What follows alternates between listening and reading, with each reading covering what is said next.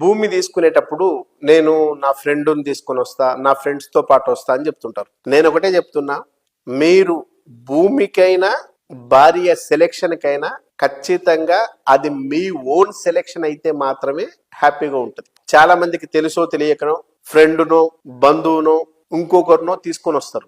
అట్లా తీసుకొచ్చినప్పుడు ఖచ్చితంగా డెఫినెట్ గా మీకు చెప్తున్నా, వచ్చిన ఏ పర్సన్ అయినప్పటికీ ఒక భార్య, ఒక డాడీ, మమ్మీ వీళ్ళు తప్పిస్తే అదర్గా వచ్చే ఏ పర్సన్ అయినా కూడా ఖచ్చితంగా మీరు ప్రాపర్టీ తీసుకుంటా అంటే హ్యాపీగా ఉండలేడు. డెఫినెట్ గా చెప్తున్నా, గుర్తుపెట్టుకోండి.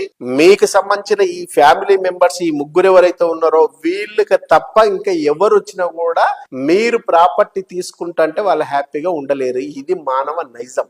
నా ఫ్రెండ్ నాకంటే ఎకనామికల్ గా బాగుండాలని కోరుకునేవాడు ఎవరు ఉండడు. 99% అబో డెఫినెట్ గా నా ఫ్రెండ్ అనే పర్సన్ కూడా బాగుపడాలి, కానీ నాకంటే ఎక్కువ బాగుపడాలనేంత విశాల హృదయం ఎవరికి ఉండదు. బంధువులైతే దాదాపు చాలా మంది రాబంధువులై ఉంటారు. నేను తీసుకొని ప్రాపర్టీ అతను తీసుకుంటే నాకంటే ఇక్కడ బాగుపడిపోతాడు అనే ఈర్ష, ద్వేష, రాగద్వేషాలు చాలా చాలా ఉంటాయి. కాబట్టి వాటిని ఎక్కడ పైకి కనిపించనీయకుండా సాధ్యమైనంత వరకు ప్రాపర్టీ బాగానే ఉంది కానీ చాలా దూరం ఉందనో, ప్రాపర్టీ కొంచెం కాస్ట్ ఎక్కువైందనో, ప్రాపర్టీల ఫేస్ సరిగ్గా లేదని చెప్పోసో, లేదనుకుంటే ఇప్పుడే ఎందుకు ఇంకా కొంచెం ఆలోచించు అని చెప్పడము, ఇట్లా కుంటి షాకులు చెప్తూ ఖచ్చితంగా ప్రాపర్టీ తీసుకోకుండా అడ్డుపడే వాళ్ళే చాలా మంది ఉంటారు. సో మీరు సెలెక్షన్ చేసుకోవాల్సింది మీతో పాటు వచ్చే పర్సన్ రియల్ ఎస్టేట్ కి సంబంధించిన ఎక్స్పర్ట్ కాదు.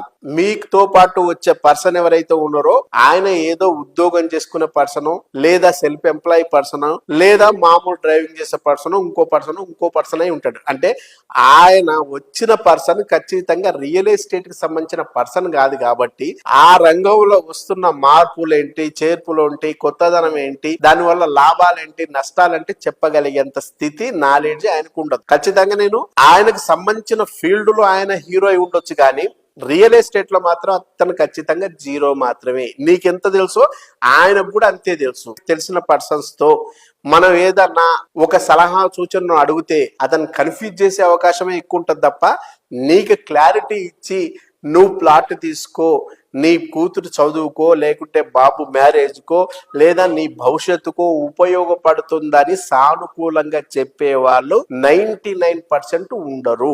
మీకు సంబంధించిన అంశాన్ని మీరే తెలుసుకొని నిర్ణయం తీసుకుంటే బాగుంటది అనేది నా సలహా.